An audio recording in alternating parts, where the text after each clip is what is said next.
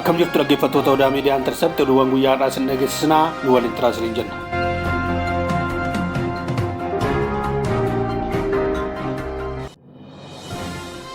Godina Qeellam Wallaggaatti hidhattoota ABO shanee irratti tarkaanfii fudhachuun dhaga'ame.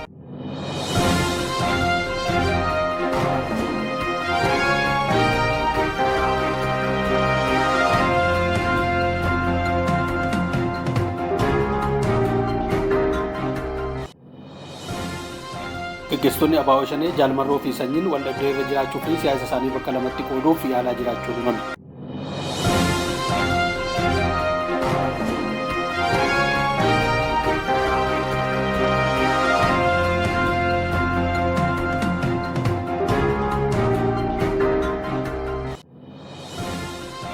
Shororkeessaa shanee irratti tarkaanfii fudhatamuu eegale itti fufee jira jedhame.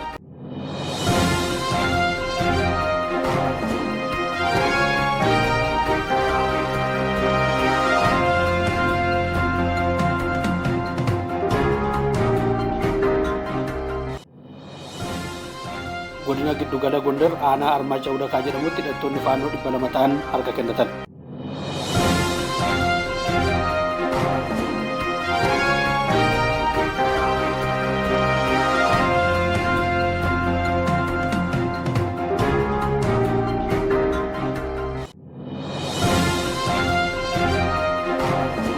Egaa dhaggeeffattoota keenya amma oduu bal'inaan isin dhageessuutti dabarraatee turtii keessan waliin ta'uu isin jenna.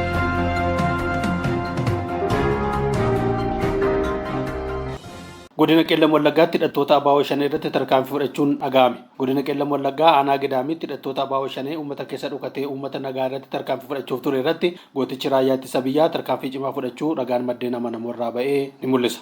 ABO shaneen godina Qeellam Wallaggaa aanaa Gidaamitti dargaggoota walitti qabdee nu deeggaruu diddan iccitii keenya mootummaadhaaf dabarsitanii kennitan jechuun ajjechaa suukaneessaa ta'e osoo raawwachuuf jirtu yeroo uummata irraa argameen raayyaa ittisa biyyaa tarkaanfii irratti fudhachuun dargaggoota nagaan baraaruun dhaga'ame. Haaluma kanaan ABO shanee 15 irratti adabbiin du'aa yoo fudhatamu 30 ol immoo harkaa fi harkatti qabamuu ragaan waajjira godinichaa irraa ba'ee ni mul'isa. Tarkaanfii fudhatame kanaanis meeshaa waraanaa kilaashii 42 fi rasaasa isaa 2500 mootummaaf gadi gochuun danda'ameera kan jedhe qajeelcha poolisii godinichaati.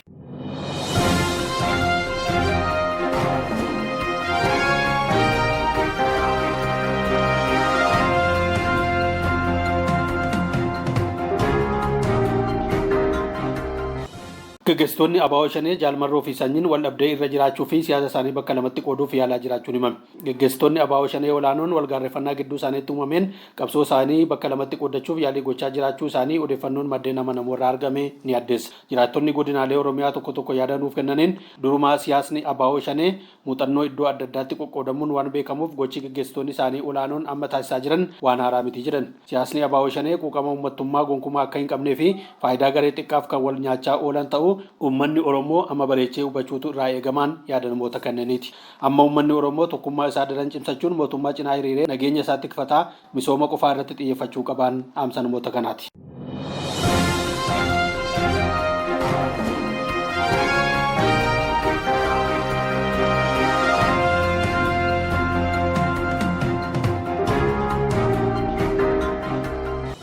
Shororkeessaa shanee irratti tarkaanfii fudhatamuu eegalee ittuma fufee jira. Mootummaan Itoophiyaa tarkaanfii araaramaa hin qabne shanee irratti fudhachuu eegalee cimsee itti fufaa jiraachuu jiraattonni Bunnoo Beddellee dubbatan.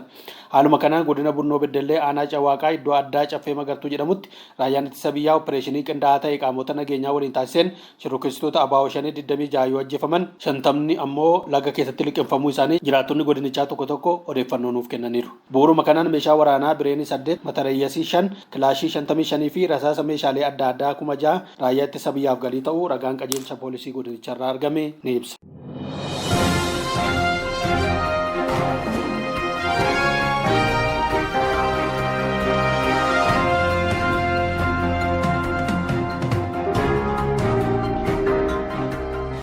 Godina Giddugala Gondar aanaa Armaacaa Udakaa jedhamutti hidhattoonni faannoo 200 ta'an harka kennatan.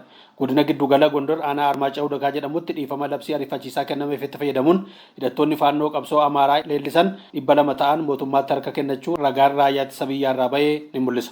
Jiraatonni godina Gondar giddugaleessaa dhimmicha irratti yaada kennaniin qabsoo faannoon Amaaraa eegale naannoo Amaaraa nagaa ture waraanatti jijjiiruun lubbuu namaa qaqqaalii balleessuu misooma gufachiisuu fi nageenya uummataa booressuu malee bu'aa inni fide tokkumaa hin jiru jedhan. Kanaafuu jedhu namoonni kun uummanni Amaaraa yeroo ammaa kanatti kan inni barbaadu nageenyaa fi misooma malee waraana akka hin taane hubachuun gareewwan maqaa qabsoo Amaaraatiin darara adda addaa geessaa jiran dhaabbatanii of ilaaluu qabu jechuun dubbatan. Mootummaan Itoophiyaas gareewwan qabsoof bosona galan karaa nagaan akka deebi'aniif karri isaa banaa ta'uu ibsaa jiras jedhame.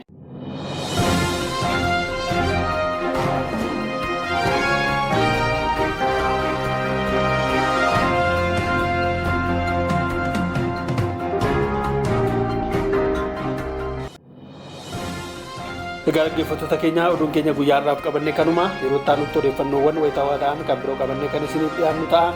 Miidiyaa keenya Odaa Miidiyaa Intercept Subscribe, Like, Share gochuu hin dagatinaa isiniin jenna. Oolmaa gaarii isinii hawwina.